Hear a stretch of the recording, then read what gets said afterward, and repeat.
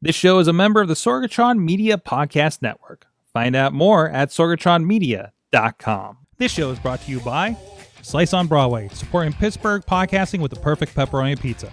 Production services by Sidekick Media Services. And listeners like you, supporting us at patreon.com/AwesomeCast.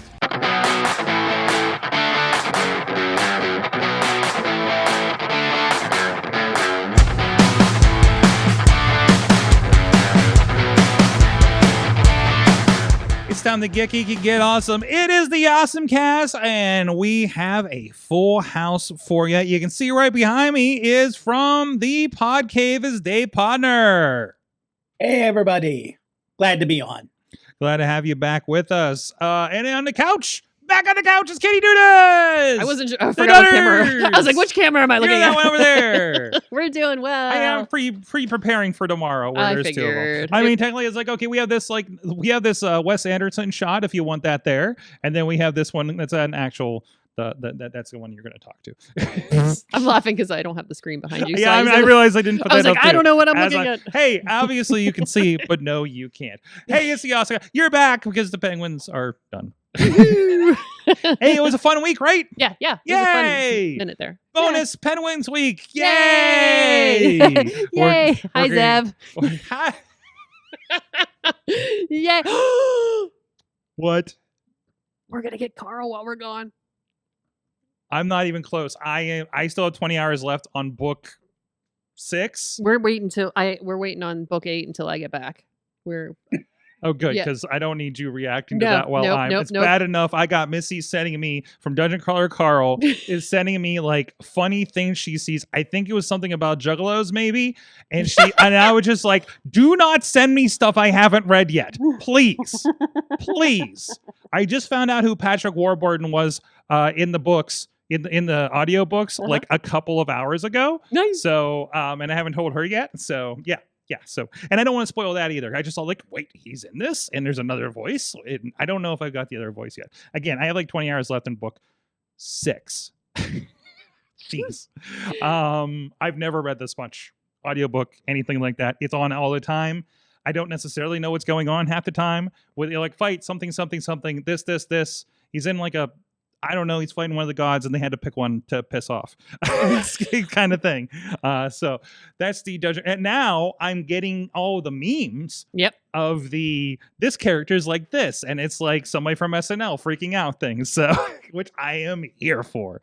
Anyways. I can tell you going back through the second time, because I'm re-listening to them. I'm going to want to. Yeah. I'm going to want to. There was so much that I missed. Mm-hmm. And then plus the things you're paying attention to, you're like, oh, yeah. Oh, yeah. So it's a good and second then pre setting up stuff later, right? Mm-hmm. And which they are very good at telling you, hey, remember this person from 3 books ago, and da. Even like something that just happened at the end of the last book, they're so good at giving you that. Oh yeah, this is the person that had a problem with this, and this, kind of thing. Which I was like, I faintly remember that. And again, like I've been reading these since February. Mm-hmm. It is now the first week of May. Mm-hmm. So it's not like I had to it's not like I have like a book published gap that I had to worry about. Right. Yeah. So anyways, this is not the Dungeon Cast, although we probably should. Now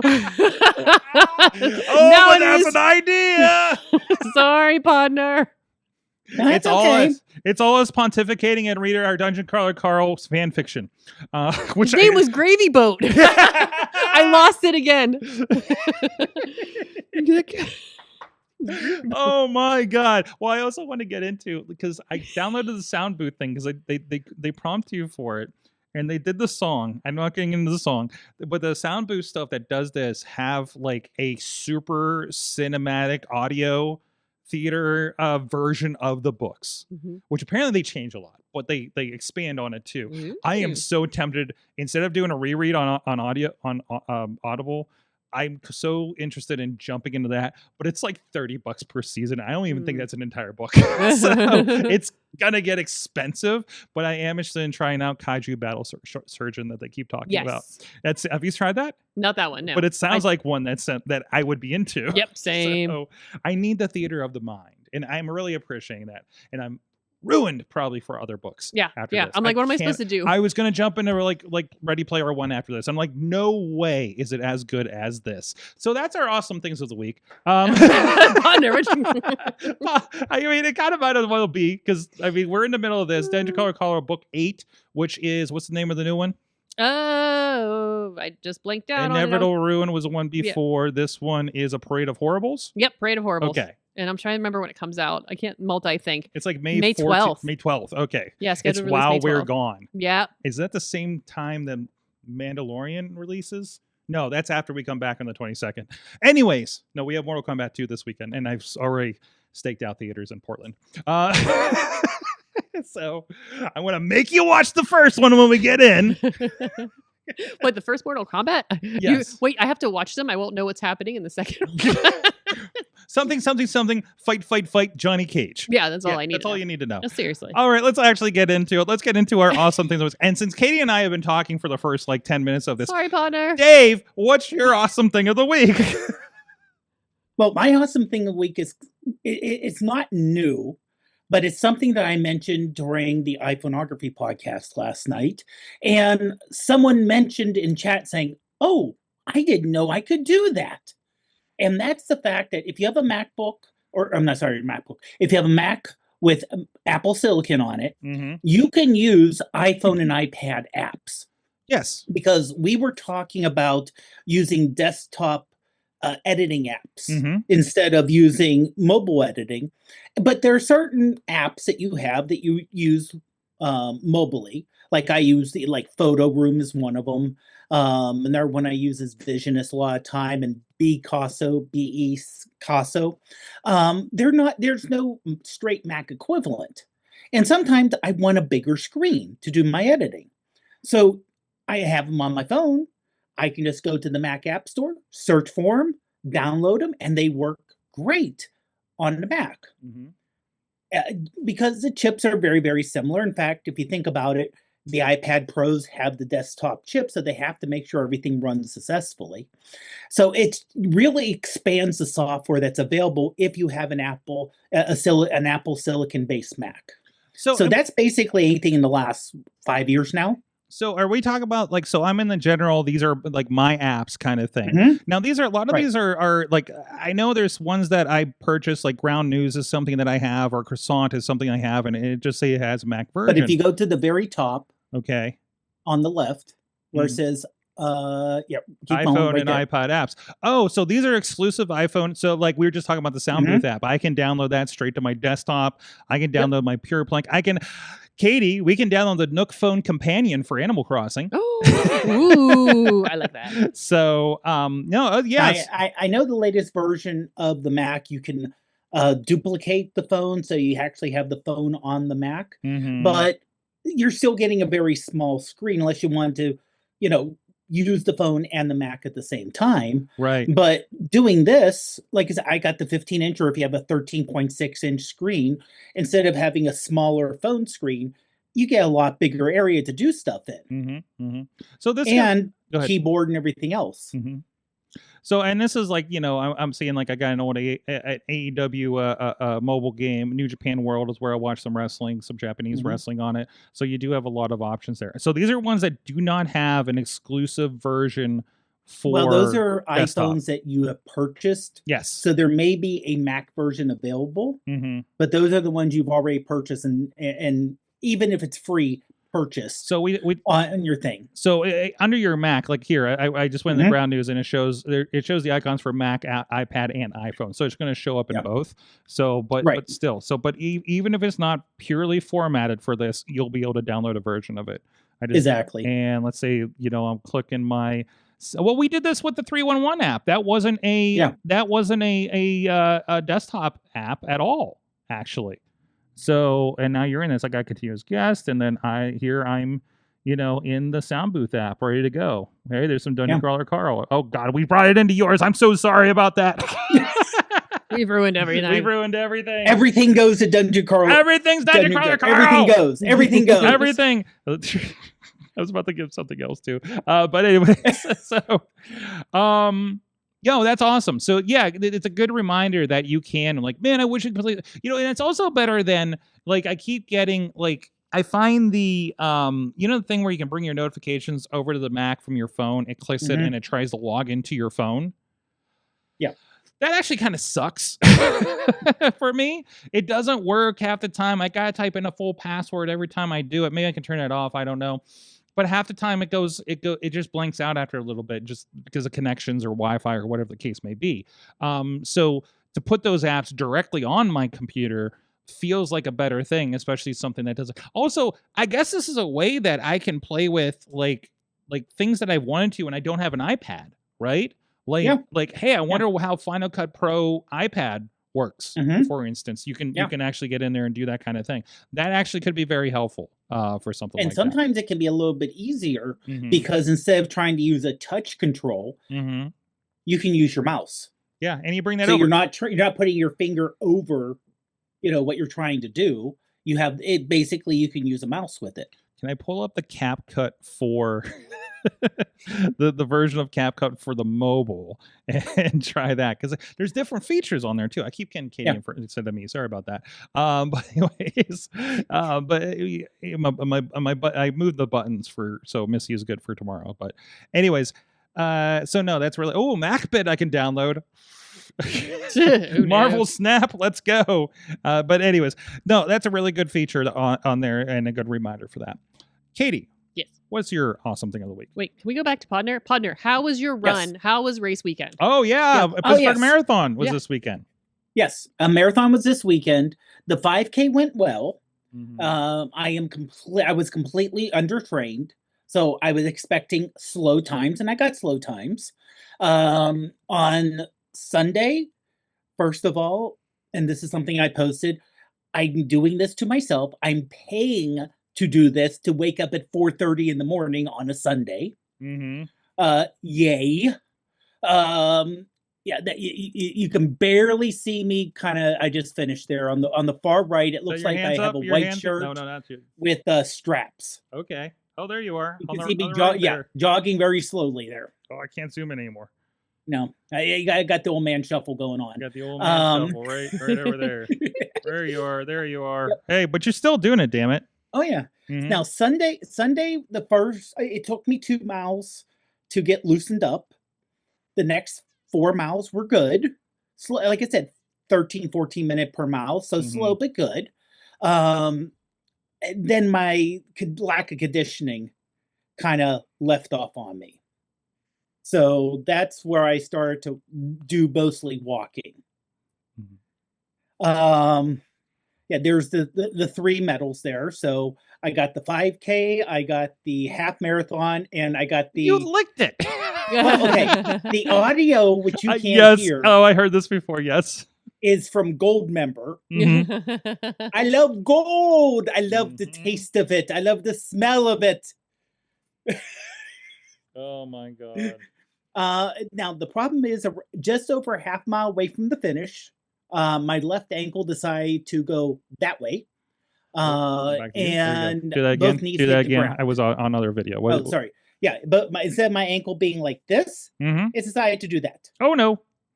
The ankle was fine. It basically, but I lost my balance and both knees hit the concrete.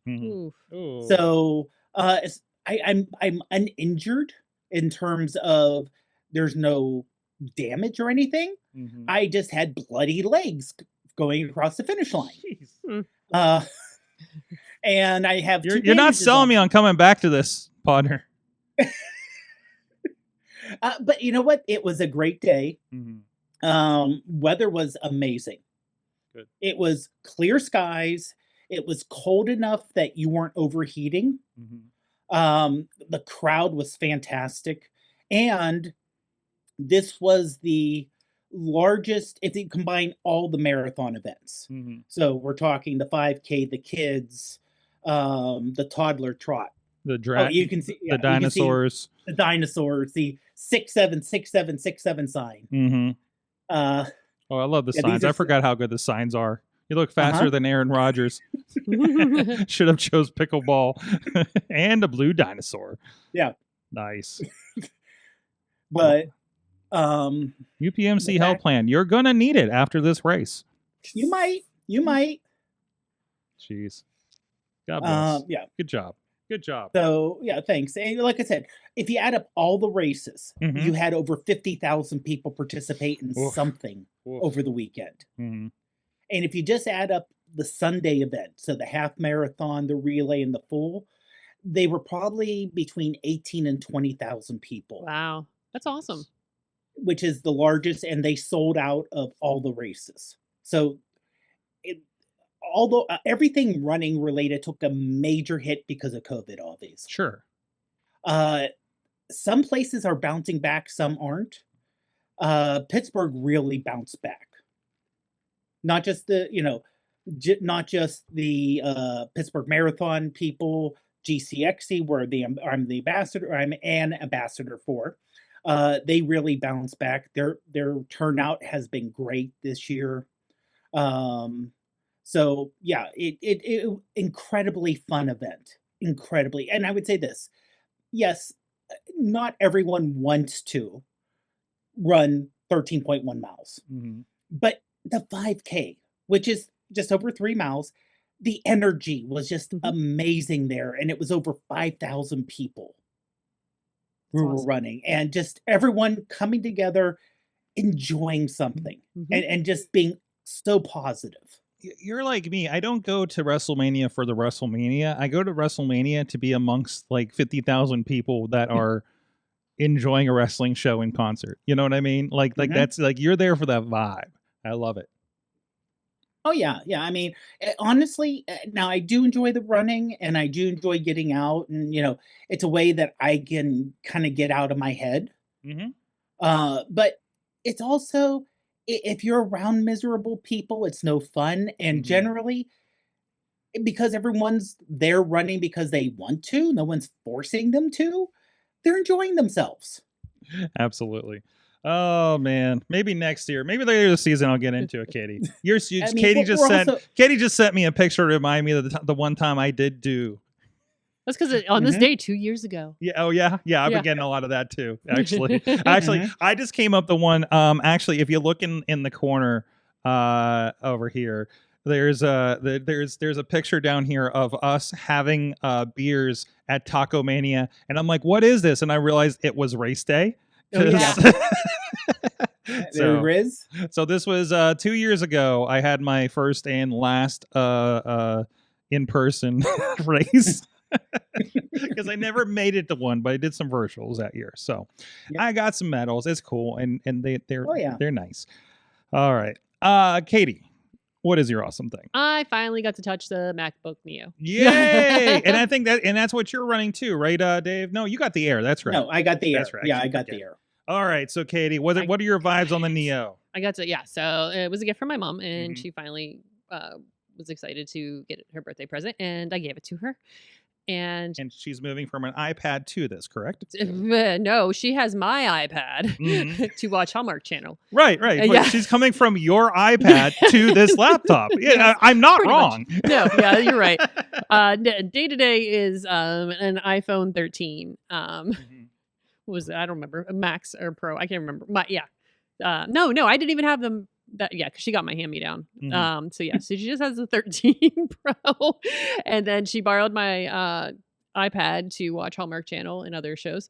But yes, I got to give her MacBook Neo, and the keyboard. So it's called a Magic Keyboard. The keyboard. This sounds the weirdest thing ever, but like the thing I was so excited about the keyboard is so nice. Like I just wanted to type on it forever. And just the way the keys feel, and it's so much less clunky than our MacBook Pros are. And I'm just like, oh, I could just type all day long. I'm like, love it. So that was like a big thing. And then it's beautiful. We have the outside's pretty, it's pink, but like the display is just, it's so nice. And the funny thing is it weighs less than mine does, but when it's closed, it feels clunkier. So, and you have there, that is a MacBook Pro 13-inch M1 Pro, 14-inch M1 Pro, and you do have a little bit of a case on it. Yeah. It's like I think I was looking it up. Yeah, it's like little bit over 3 pounds. Can you hold that up to the camera so you can see the kind of case you have going on there? Okay, there Yeah, you even without the case, it was just like it was so funny. And hers is like 2 pounds. go. And when it's closed, I was like, this feels heavier than what it is. Kind of like you're picking up like a MacBook Pro from like 10 years ago versus yours, kind of thing. I was like, this seems heavy. But then as soon as you open it up, it just sits. The weight is just distributed so nicely that it was like, oh no, this is fantastic. And then we got the it's really nice. I showed her. There's a lot you can do with it, obviously. Way more than my iPad. And but this is. I think she's going to start getting into this, but yeah, I hope she really likes it because I think it's fantastic. Got her a case that matches the blush, so it still looks like it's all that color. But yeah, definitely a big fan. I would probably play with it more if we weren't leaving tomorrow. Right. But when I get back, we'll play with it a little bit more. But yeah, I can see why everybody really likes it, and just like I said, the keyboard itself was just like. And I think specs wise, like it was pretty. This is the one that's running the Apple chip too. So we're talking about that trick. We'll work on that too. So she can get all of her things, her iPad apps over there to watch whatever. RAM wise was a little. Is it 16 on that thing? I think. No, it's 8. It was 8. Oh, it's 8. Yeah, that one's 8. That's one of the. That's one of the trade-offs. Is the base model? It's 8 gigs of RAM and only 256. Gigs of memory. The step up has the 512, but the 8 gig, because that's based on the chip. Now, next year's model will probably have 16 because of the iPhone chip they're going to use, but the iPhone chip they decided to use on this current Neo, it's the old one, which 8 gigs should be pretty good for a while because for the base MacBook Air and even base MacBook Pro, like when you have an M1 or an M2, they were 8 gigs. And you still have people using these 8 gig computers 3 or 4 years later, and they're perfectly fine with it. Yeah, and it's the usual, like as long as you're not doing a lot of heavy lifting over there, right? So, and that should be fine for somebody going from an iPad. So, oh yeah, she's she's just cruising on the internet. Maybe and writers thing for like a $600 computer. Yeah. Yes, you can probably find $600 computer, $700 with more bells and whistles. Sure. But you're not going to find the same build quality. That is because we looked at it just to see what it was like before I bought this one. It's like, yeah, that Neo is a solid computer. It's also rounded, where like the Air and the Pros are squared off. That's more rounded. And I think that gives you that feeling of thickness to it too. Like the edges are rounded. But yeah, it's like I said, you don't expect for a entry-level computer to feel like not to give way, not to have that plasticky feel. And it's like, oh, and that's why they can't keep them in stock. They're selling like crazy. Yeah, I was trying to tell her. I was like, literally the day that you could order them, we were in the car, and I was like, do I need to get this for my mom? I'm getting this for my mom right now. That definitely happened on the trip. So, yes, I think, like I said, I think she's really gonna enjoy it when she gets into it. And for me, this is probably showing. I don't know if it's our age or whatever, but I need a keyboard to do certain things. I can't. It's folks who can live on tablets and phones all the time. I can't do it. I need to keep. I had somebody come in here. We were going over some script for a commercial. The guy brought in. He had an iPad and a keyboard, like the little stand that it stands on, and a keyboard, and he set it up like right on the end, like on that case over there, right? Like I'm just like, well, this is a thing, you know, and you can tell that's his daily driver, right? And he's not doing like he's a politics guy or something, I guess we could say. So it's not like he's doing like heavy lifting, and that's great for him. He probably has way more iPad than he probably needs, honestly. So either way, all right, my awesome thing, Katie. I think you're going to enjoy this too. I put this in I messaged you the other day when this came up. But you know, obviously, if you know, I made a comment a few months ago about how if you have Fortnite, it feels like you don't need a lot of other games because there's a lot of stuff in Fortnite of different like genres and things like that. they had an announcement about how they were integrating. I guess a month ago they announced this, but they rolled out here a few days ago, just in time for May the 4th. Hmm? I did not celebrate openly, unfortunately, so because I was a little too busy yesterday and realized, oh no, end of the day, oh it's May the 4th. I should grab my lightsaber for this. Hold on a second. Oh god, I'm stuck to the board. There we go. Now we're official post May the 4th while I do this story. Where's the thing at? Why is it not opening? Open the story. There we go. So anyways, you're just going to have buzz sounds in this, hopefully. Star Wars and Fortnite unleashed 3 new islands, including a horror game featuring Darth Vader. Oh no, something quite unexpectedly. So there's kind of like 3 games to this. There's okay, I gotta turn this thing off. It's annoying. We'll just leave that right here for later. They have Galactic Siege, which reminds me of the Star Wars Battlefront games. It's one of those kind of like 3 bases you have to find kind of thing. And you go through and as you level up, like you're a stormtrooper or you're a rebel guy, and then as you kind of level up, you become like Darth Vader or Rey, a Jedi at some point there. So it doesn't feel very Fortnite. Even less so is Escape Vader. This is their quote unquote horror game. I don't know if it's a horror game, but it's definitely one of those people.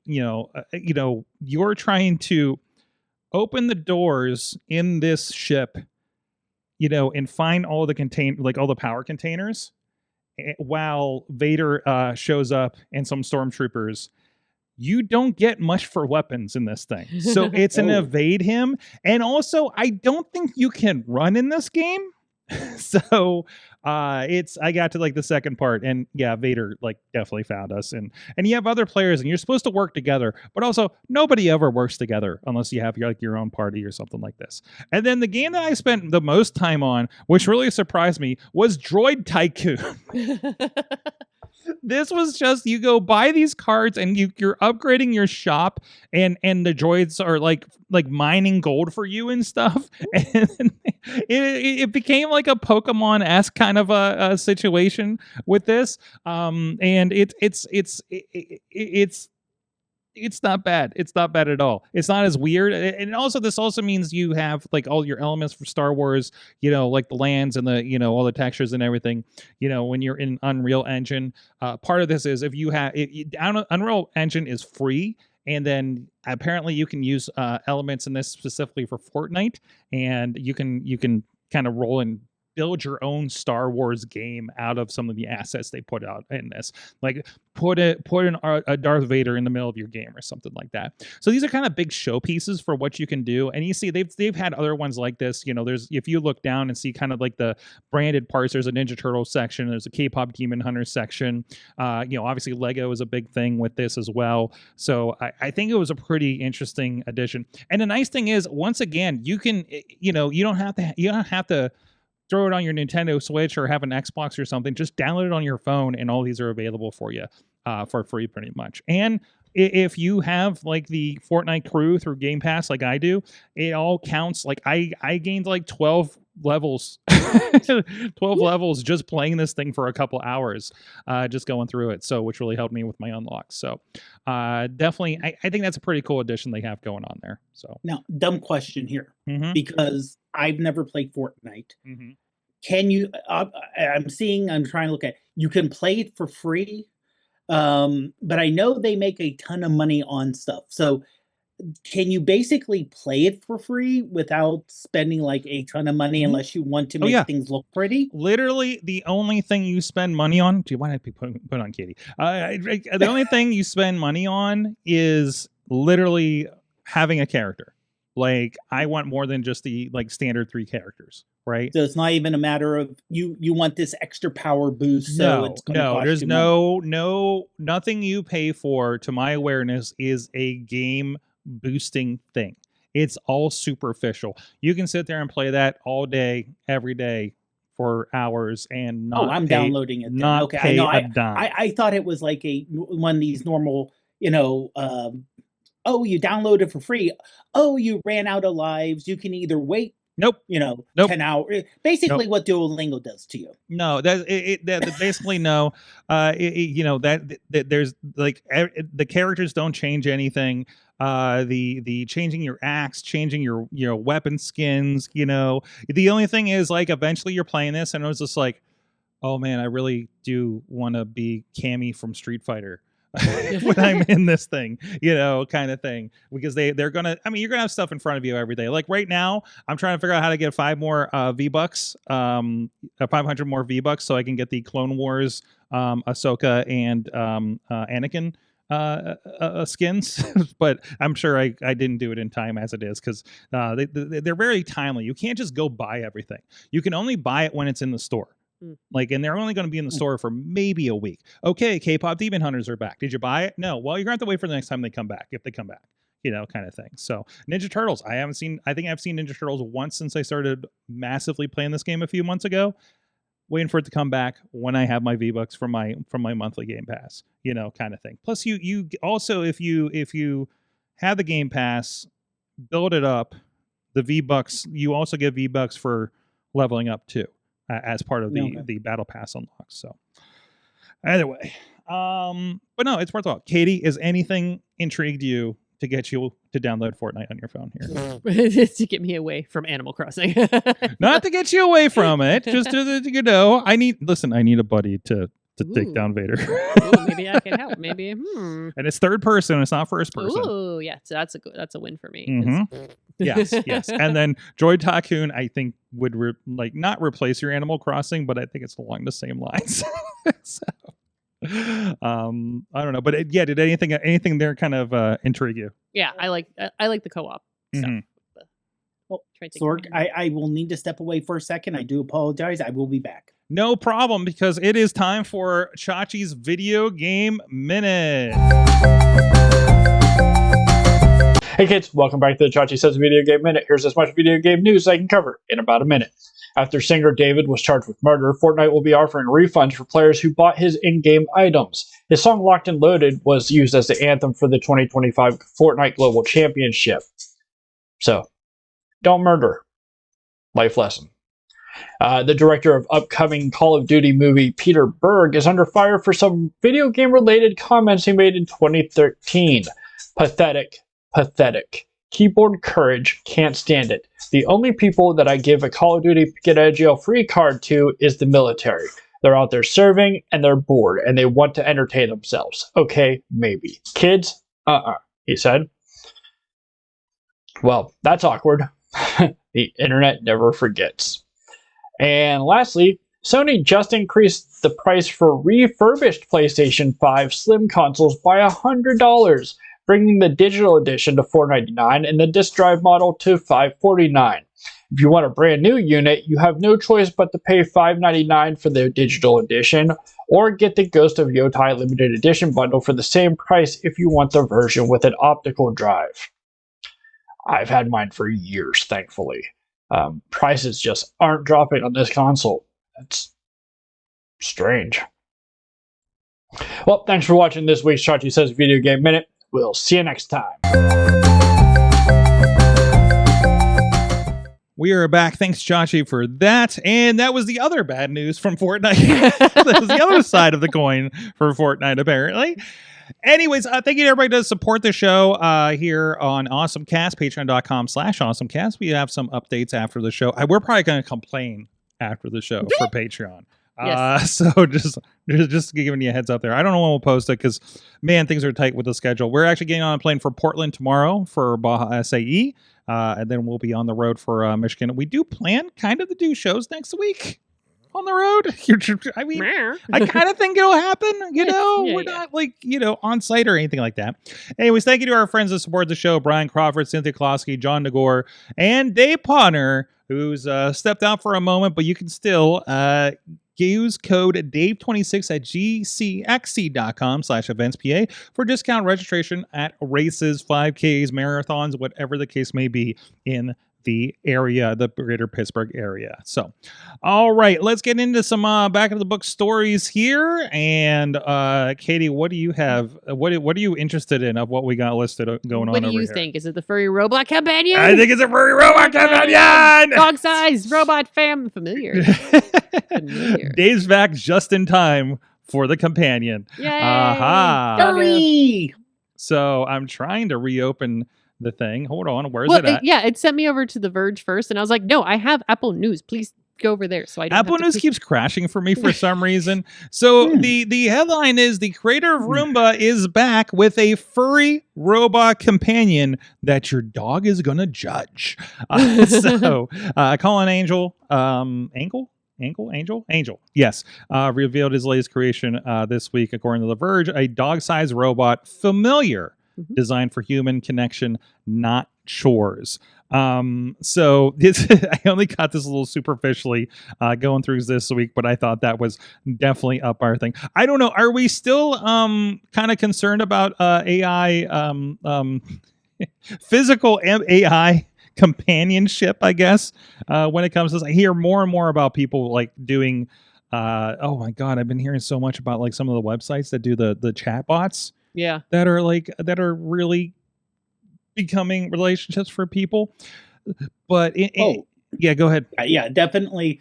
You see cases where people are making connections with the AI. Mm-hmm.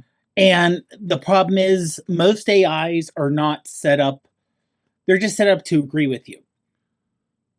You're like, hey, I'm thinking about doing that. Hey, that's a great idea. No one ever thought of that before. You should definitely do it. So, and people are just hitting it that way. And, from this, like a lot of the features for this, oh God, there's an ad. The biggest feature for like they're saying like, we don't want this to be a toy. We want this to be something that's a part of your life. And, and everything I see about it is kind of really kind of, I don't know. I don't know whose life this is for, so, kind of thing. It annoys your dog. That's one thing. It is only a 6-second clip. Oh, that's really, really useful there. But you see a little bit of how it moves. And I don't know if I want, it's one thing to have like a doll or something that you can kiss at night, but I do see this being like kind of a companion for maybe the elderly or something like that, but I don't know. It's No. I don't know who this is for. People keep on saying like things like this for the elderly. And if you're talking people in their 70s and 80s elderly, they're not necessarily the best with technology like this. And would they even trust it? I think the point is going to be, though, that you, it's something that, it's going to kind of take care of itself. It's not, not something that, maybe something like the home has and they maintain it for you. Other than that, I could see ideally if it kind of supports itself for the most part, if it's that smart. But I mean, it's definitely going to be simpler for somebody to deal with than an animal, than an animal. Like at a certain point, like my mom, by the way, just messaged me and said she's at band practice and not sitting on her couch watching TV, which we had a conversation about that today. So because she was worried that she's been playing the iPad games and she doesn't get up enough. And I was like, don't worry, the dogs get you up. But at some point, there's always going to be a point where it's like, well, now you can't take care of 2 dogs, 2 full-size dogs. I guess they're not both full-size, but still, is that something that then happens along the way, or is this more for, I hate to say it, but like older folks that can't tell the difference between this and a real one. So at a certain point, right? So resembles a bear and is the size of a medium dog. Has an expressive face with a 23 degrees of freedom that allow it to move its neck, eyes, and ears, as well as wag its tail and walk around your home. So it is meant to mimic that kind of the function of a dog, basically, without the messy cleanup, I guess, and barking at the neighbors, perhaps, unless you set it for. So, it also interesting. Founded when iRobot was founded in 1990, it was known as Artificial Creatures Inc. But of course, I think the technology boiled them down to a vacuum cleaner. So we'll see how that develops. As one of plenty of these that we're going to have, I suppose. So I think the funniest part of this article is that you're scrolling and then like the photos are like this big, and then you scroll down to his photo and it's like this big in Apple News. oh, the guy. Yeah. The formatting is very strange. It's very weird. It's like, hey, I'm a guy, and then like, here's your video. It's still better ad wise than probably looking at the other source. So. Oh yeah, for sure. But it was just funny. I was just scrolling. I was like, hello, like, hi, friend. There is a game coming out on Steam that allows you to fight your back catalog of Steam games. The more games you have in your back catalog, the harder it will be. Like somebody on this article, it is kind of a pretty simple, I don't know, it's a third person. It looks like one of those Fortnite kind of build your own kind of things. You see all the floppy disks in the background, and those are all the games in your Steam catalog. So it reads that. It looks like the backlog. It's going for $2, by the way. And I'm sorry, the $2 are this is them pontificating about like Tex Murphy that they bought for $2 back in the day. They more talk about their own catalog than they do the game, honestly. Oh, I did it again. Sorry, Katie. But it's called Game. There's no release date, but it's called Game Quest. You can wishlist it over on Steam at the moment, and have fun with that idea. I got about 300 and some in mine, so I don't think between all the sales and stuff, you're like, yeah, I'm going to grab like the Star Wars collection for $5. Sure, things like that. Yeah, I'll grab the Quake collection so I can check that out. Oh, you can download a demo, by the way. So it is Game Quest. The Backlog Battler is the name of the game. It's still loading and that gives you an idea of the graphics there. Yeah, it's really simple. It's really simple. It looks like they're kind of doing this Pokemon kind of thing, honestly, with all these, like kind of like a battle arena kind of situation. So arcade hack and slash, they're calling it. So yeah, real simple.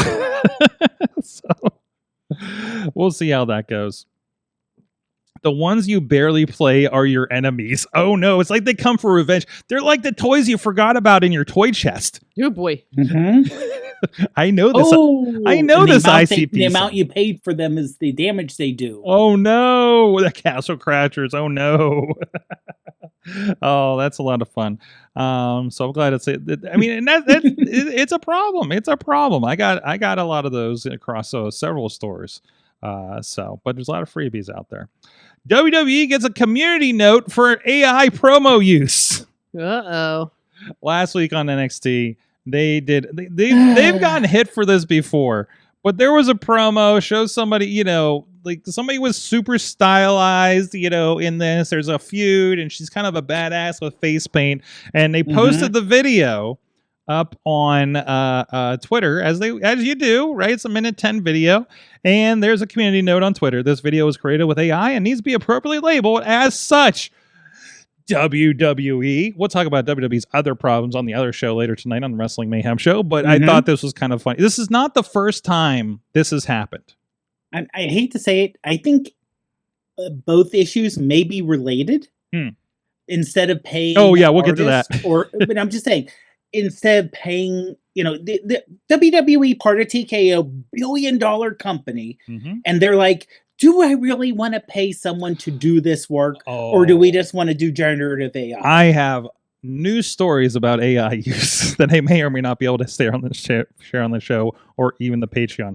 But still, it's so I understand, like, using it as an assistive thing. Like we talked about before, they did one where there's this fictitious thing where this guy became a luchador, and they tried to make this world where the character had existed and had all this history and lore in Mexico, lucha libre wrestling. That was hilarious and lent into the story of the character, which is a fake story that is intended to be perceived as a fake story that somebody is making up. And I think would have been eventually that if that person didn't get hurt, would have been like, this person made this video sitting down with ChatGPT or something. But then you do see stuff like this. You do see there was like an interesting sort of multi-textured filter they were putting on that kept changing like the look of it every second. Of like a wrestler is moving. They obviously took video, but they are like adding this kind of layer over everything. And at some point, it keeps changing the design of the belt that he's wearing to the point where it became like the other promotion's belt. And that was a big call out for that too. You can tell they stuck it in there, and it did this kind of filter thing, which are kind of cool effects you can use. But once again, like, you're in a production environment, you don't get the time to vet it. And somebody needs to look at it and notice, oh no, and now you get called out because if fans are anything of any subgroup like this, they're going to notice the details. So you got to be on top of that. I'll say this, that given the fact I think this came out before the term AI slop was widely used, but for this character, AI slop would have been perfect because the character, like I said, it was a made up history. Yeah. So you could see someone saying, oh, I have to make something up instead of making. So it fit the character perfectly. Yep. Because what would we done? To spend all that time and produce something, but even just that character would be somebody who did that. So I think that's a really interesting kind of back and forth in that, and conversation about AI.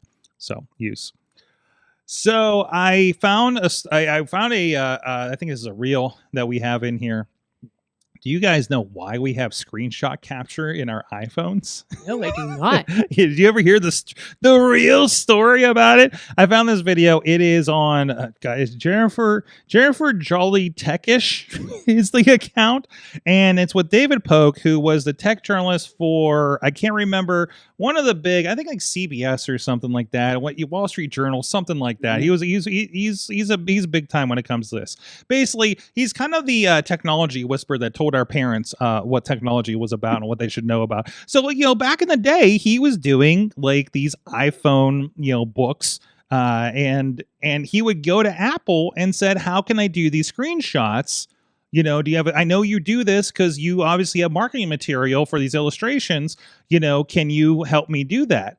And he goes into the story about how initially they were going to fly him to Cupertino because there's a machine that you can sit at, and he would be supervised, and he can get all of his captures. I think he said something like 200 and some, or we go hundreds of screen caps, right? Mm-hmm.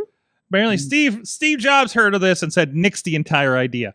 So the first year, they dedicated a person. He sent everything he needed for the book, and they dedicated a person to get him all the screenshots for the iPhone like super tip book that he was doing. And it's one of the de facto ones. Like he's one of the big Apple, the personalities, journalists that follow them and everything. So he obviously has a relationship with the company, right? The next year he went back to do the update of the book because there's a new OS, of course. You got to do one, as you do. And they said, we're not going to do that again. We're going to put a feature in the phone that we've been using, and we call it the Pogue button, I think, the Pogue feature, because they named it after him internally to help him with this the year before, allegedly.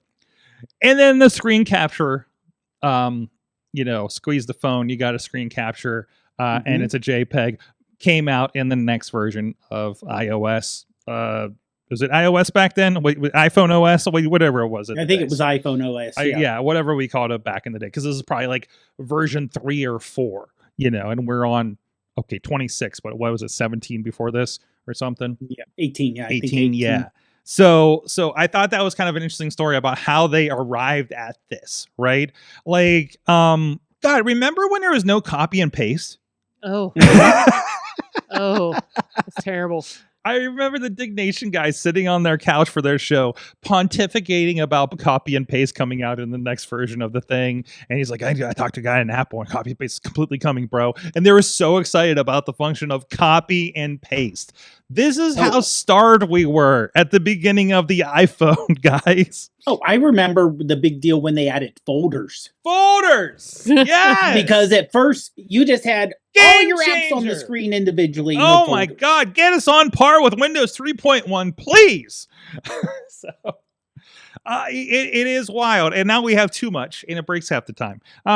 So we almost need a reboot of the entire situation over on the iPhone because it is getting ridiculous. I think all of us have seen oddities happen.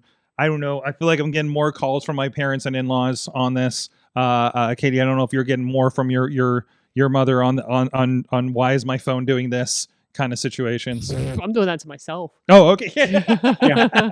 What is happening Actually, here? yeah, we're doing it to each other. Like, hey, is your phone doing this? I think my phone's doing this. I don't know what's going on here. Yeah, no, exactly. Hey, this doesn't work. I guess I'll wait till the next update and try again. Yeah, I guess this feature is not going to be a thing. Yeah. I mean, it was happening on our Macs too, right? Like I was talking about some memory issues I've been having that's been developing on my M1 Mac Mini here. So we'll see. So I thought that was kind of cool. So anyways, I think we cleared all the news for the week. Okay, I guess the news. Well, okay, there's one item. All the news. Katie, you messaged me something from their news text this morning, which I don't like talking about allegedly this is going to happen or anything, but it's kind of a big one. What was that news item that you hit me up about? Oh my gosh, it was GameStop was buying eBay. Wasn't it GameStop was putting in a bid? Yeah, it was GameStop. I heard about it yesterday on the news. Yeah, they made an offer to purchase eBay. So, how are your feelings on that, Katie? I just sure, why not? Like, there's not like, hey, if that's what's gonna keep you going, buddies, go ahead. It is. And I know I did a really dismissive response to that. I was like, well, AOL owns Netflix and Netscape. So, but this does seem to happen. It just seems like dying properties seem to buy each other into oblivion. So not only that, but when you had the GameStop guy, and of course he's having to get financing to make up the money, but saying, oh, when we're combined, we could take on Amazon. Oh yeah, I saw that. I was like, okay, sure. You know what? You're crazy, dude. After Walmart could barely survive Amazon, I really don't see it, man. I really don't see it. So it's another thing that's going to be. I mean, what are the crossovers? So you have GameStop. You have GameStop, which is a brick and mortar. Mm-hmm. They have an online component. Mm-hmm. eBay is what eBay does, which it's hard to tell what they do anymore. Yeah, I'm not sure. This nebulous auctioning site, right? That I don't look at anymore. I'm kind of afraid to order off of it, honestly.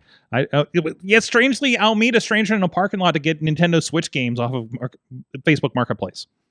I don't know. That is the one thing where what's wrong with me? One thing I heard was you could sell something on eBay, go to a GameStop store. They'll ship it to the GameStop store close to the person who's buying it, and then you go to your GameStop store and you get it. This becomes an Amazon Whole Foods kind of situation, right? Exactly. Where you just now eBay has, now you have you don't even have infrastructure. eBay doesn't ship anything. No. Really, they don't warehouse anything to my knowledge. Yeah. So the seller would have to go to the nearest GameStop store. Yeah. And then it would be GameStop to GameStop. They would be able to ship it way. So I'm selling you a thing. I'm selling you this lightsaber. Ooh. Mm-hmm. And I don't have to worry about packaging. I'm going to take this lightsaber to GameStop. They'll take care of it and ship it to the other GameStop closer to your house in Omaha, Nebraska. Okay. Exactly. So Omaha's covered. I mean, I think it's like anything. Like you'll probably hear some insane figure like 70% of Americans live within 10 miles of a GameStop or something, right? I saw your face on that. I mean, like probably. Yeah. Or they'll go within an hour drive, which is of course, but. Yeah, something like that. So I guess that could be it. Or just more pop figures for everybody. I had to look up that because I was like, wait, we were talking about eBay and stores and things, and I was like, wasn't there a point in the mid 2000s, early 2000s where you could go to a storefront and you'd be like, here, sell these items for me because I don't eBay. And like, it's some of the stuff just feels like an absolute fever dream at this point. Yeah. Like, Yeah. But it's usually some other local business that would just have that. But there were straight eBay stores, weren't there? They were doing enough volume, they could allegedly support themselves. Oh my gosh. Well, okay, they do have. All right. So I feel like this is more of an Etsy thing, but eBay does have their own stores, which I think is just, I'm trying to, nope, something. I clicked on about stores and said something went wrong. We're sorry. So never mind. I wonder if that's an old link. Never mind. I don't know what I landed on there. So either way, we'll see what happens with eBay and GameStop. Well, was this a good time to grab the stock? So anyways, poor GameStop has been like, is this the time for GameStop stock? Like, I feel yeah, like there's just been... Is that guy on it again? Are we doing this? Yeah. You know, something like that. God, I downloaded this app. I started playing with it, and then I started getting in, and I felt really sketchy. Well, no, okay. So it was an app that, you know, the allegation that like everybody in politics like is basically in insider trading because they make the rolls. So the app follows those people and what they're trading. Oh, I've seen and that. helps you push that. So I was like, okay, and it was like connecting to Robinhood, and I'm like, I got $20 in Robinhood. Let's see what we can do with this. So I connected it, and it gets you so deep, and it was like, you need at least $500 in this in order to get started. I'm like, yep, I'm out. I'm out. Do it. So I'm like, if I could sell my 10th of a Tesla stock I bought 6 years ago, or whenever GameStonk. What was it called at the time? It was whatever they called that whole situation. It was a documentary, so it had been like at least 5 years ago. Oh, you mean when everyone shorted GameStop? Yeah, and they raised the prices like crazy, like to like tenfold or or something. $500. Like, people made like a shit ton of money off of this, you know, and everything. So I don't know. So now that's why it was actually at the top of my list there when you looked. It's called Automatic, which like how many things have been called Automatic? Like everything. I just, oh jeez, which was my first flag, and I shouldn't have even downloaded the thing. I probably just put spyware on my phone. Anywho, guys, good to have the team. Sorg, yes. Real quick before we go, there is one thing I wanted to mention. Yes, and I have it under my name. In the top part. Okay. Because May is Asian American Pacific Islander Month. It's a month. It's a month. Thank you. I'm so sorry. I forgot. No problem. And this is going over someone who is basically responsible for modern skyscrapers. Because the older skyscrapers, think about, there was a boom in skyscraper building in the 20s and 30s with all the Art Deco skyscrapers, and some in the 50s, but not a lot. And there was just a massive amount of material you needed to build this. Yes. And this gentleman from Bangladesh originally came to the U.S., studied University of Chicago, and was inspired by the bamboo trees that were by his house. And his name? It is Fazlur Khan. Fazlur Khan, I believe. I believe he's a doctor. He is, yes. And he came to the U.S. to study architectural engineering. And his idea was, just like the bamboo is hollow, but it's strong because of what's on the outside, for skyscrapers, you can make the outside the strength part without having all the material needed. So it was his design, his ideas that really pushed a lot of newer skyscrapers, which basically have a lot of their structural integrity on the outside instead of the inside parts. So if you remember it as the Sears Tower in Chicago, that was his design. Where you look on the outside, you have these crisscross truss. And it was actually a series of two, because the Sears building is actually a 3x3 grid of buildings. So they would support each other, and then it doesn't really taper like that, but it goes up and then you lose some of the outer ones and it keeps going higher and higher until the center spire is the only thing there. But the tubes actually act as support. That way you can use a lot less material. And not only that, you're just not limited to, oh, you have to build it this way because you need all the materials. So you look at buildings like the Burj in, I forget exactly the country it's in, but the only way you can get these exceptional, I mean, outside of like the Empire State Building, which is just a massive amount of material you needed to build that, to have modern buildings that get these, 2,000 foot tall buildings is basically, it was his design. And it was the Sears Tower that was the first maximal tall 104 stories. That was the tallest building in the world for 25 years. So once he proved that, yes, this design works and this is what you can do with it, then people said, okay, that's the next step up. And then from the 60s, 70s up to now, you have this skyscraper boom where you have these ultra tall buildings and they can go up a lot quicker, use a lot less material than how they used to be. And of course, we're talking a Sears Tower that was completed in 1974, was the tallest until 1996, of course. And I've been up there. It's tall. Very tall. I think it was in there around 95-ish, so it might have been still the tallest at the time for at least the last couple of years there.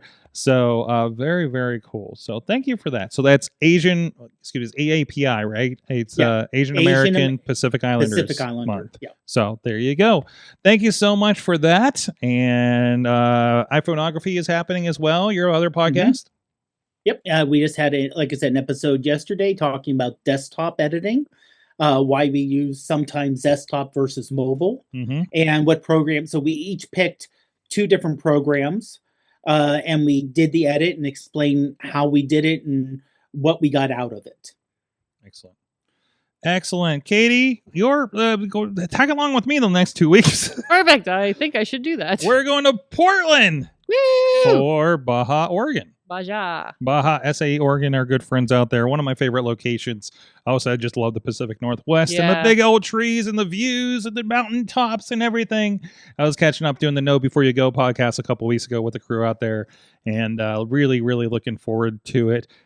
So maybe we'll get you that special voodoo donut again. Yeah, fancy donut. If you know, you know. Yep. And hopefully we can catch up with original AwesomeCaster Rob De La Creta out there. He still lives out there. We know him. We would see how many motorcycles and stuff he has in his garage, which sounds like a lot last time we talked to him. Sure. And everything. So at Sorgatron all over the place. Hey, check out. I was actually on Austin Carnes' 2 Jagoffs podcast. Go check that on YouTube, and I presume all the podcast things. I talked a lot about pro wrestling and video production on there. I know he's got a couple clips that I have pinned over on my Instagram right now on Sorgatron over there. And like I said, we'll have we should have the show at the same time next week from our disparate locations. We'll figure out first we got to see the Airbnb and see what we have to work with. Okay, and then everything else. So we'll figure it out from there. But guys, thank you so much. You have been our awesome audience. Have an awesome week.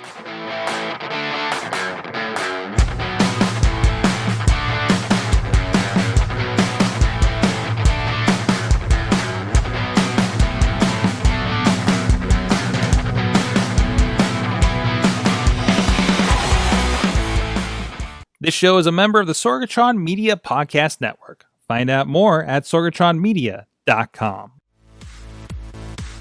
I'm Eamon. I'm Merlin. And we're a gay. And his NB. Are you a reality television connoisseur? Do you like it discussed from an LGBTQ lens? If so, A Gay and His NB is the podcast for you. Hear us break down all your favorite guilty pleasure reality shows from Bravo, Drag Race, and just about everything in between. Listen to A Gay and His NB on Apple Podcasts, Spotify, or wherever you listen to podcasts.